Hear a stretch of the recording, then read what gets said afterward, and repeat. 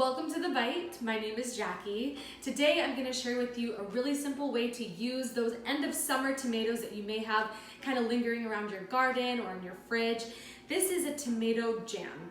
And this is not like a jam that you can replace a blackberry jam with for your peanut butter and jelly or something like that. This is more like a savory jam, kind of like an onion jam or like a bacon jam. I actually got the idea for this from Nordstrom. So if any of you have been to the cafe at Nordstrom's, they have, I don't know if all of them have it, but the ones that I've been to have a tomato jam jar. And what that consists of is a jar with layers of this delicious tomato jam that's sweet and tangy, and it has some pesto and it has ricotta cheese. So I'm gonna be making that, but I really wanted to start by highlighting tomatoes, which are a seasonal ingredient. We're nearing the end of summer and we wanna use up the rest of this seasonal produce. And I thought this was a great way to do that. So very few ingredients are required, very minimal time, and it's gonna taste so delicious, and it's really great for entertaining too. So let me show you what you're gonna need. So I have my tomatoes here. These are Roma tomatoes that I've just diced largely. You can also use cherry tomatoes if you want, but you'll want about 2.5 cups total. I have some garlic, some sugar, some apple cider vinegar, but you can substitute this for balsamic vinegar, and we also have some basil. This is a little bit of basil because I don't have very much left in my garden. The bugs got to it before I did, or maybe the Florida humidity, I don't know, but this is what I have. If you can use more, I suggest it because it's really, really good in the jam. You're also gonna need some salt, pepper, and olive oil, and a little bit of time at the stove, and you got yourself a delicious tomato jam that you can use in the jar with the ricotta and the pesto, or even top it on your sandwiches or your burgers, or put it on a charcuterie board, and it's so delicious. So let's head to the stove and start making it.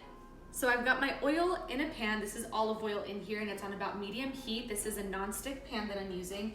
And to this, I'm just gonna add all my tomatoes.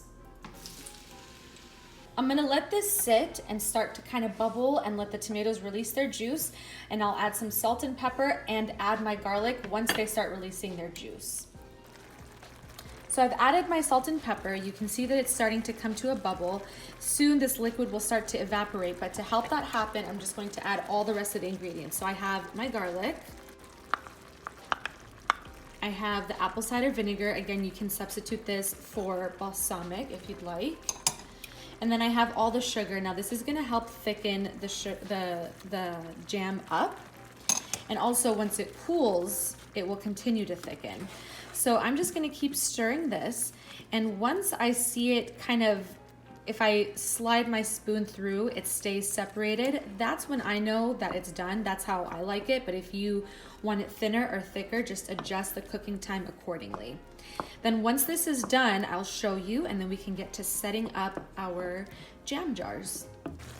So I just want to show you, this is after just a couple of minutes, and you can see how much thicker it's gotten already. It's about halfway to the point that I want it to be at. So at this point, I can add in my basil. And then just let it cook until it reaches the consistency that I am looking for. So to me, this is done, and this is how I know. So when I go like this, you can see that it stays separated for a couple seconds. So I'm gonna shut the stove off. I want this to kind of come to room temperature or cool off just a bit, so I'm gonna take it off the heat. In the meantime, I am going to toast up some bread and get my jam jars ready, which I will show you in just a second. Right, so I've already started kind of setting up to show you what the jar is gonna look like, but this is the tomato jam once it's been completed, and it is still pretty warm. Normally I like for it to be kind of a little more room temperature, but it's still gonna be delicious either way. And this is something you can make 1 to 2 days in advance if you wanna make this for like a party, and you don't have to serve it in these jars. You can do it in a really pretty bowl as well. So here's what I have. I have just toasted some bread in the oven at 350 for, I don't know, a couple minutes, just so that they get nice and crispy, kind of like a crostata. And I have some jars. These are just like old jars that I've reused from other jams or whatever that I've bought, and I just wash them and I reuse them for things like this. So I just start by taking some ricotta. This is my favorite ricotta, by the way. This is Poly O, and I feel like it's the creamiest one.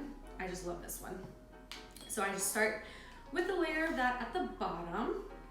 All right, so I've got the ricotta cheese layered in there, and now I'm going to add in my pesto. If you have a good bunch of basil in your backyard, like I did at one point, you can make your own pesto, but I get mine from Costco and you can freeze it too. So I plan to stick a good portion of this in my freezer so that it lasts me throughout the winter.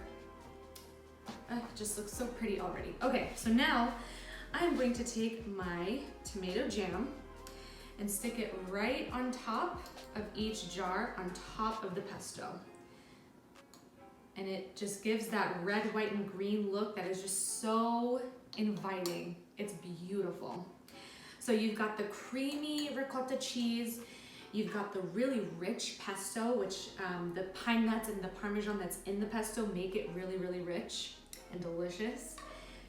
Then you have this sweet and tangy, delicious tomato jam on top, and it just makes for the, I'm already salivating, it makes for the perfect complement to a crusty piece of bread that is just calling my name. So I'm gonna finish these off and then take a bite. They just look so pretty. So they're all done, and you can see all the beautiful layers that are in them, and I just can't wait to dig in. Look at how inviting that looks, just like the vibrant colors. It's almost like you can taste it without even looking or without even eating it. So got my crusty bread right here, and I have a nice flat knife that is long enough to fit into the jar and get a little bit of everything, because you gotta have a little bit of everything in each bite. Okay. I got my ricotta, I got my pesto. I want a little more ricotta. Oh yeah, that looks like a good bite to me. I don't know about you, but I'm ready.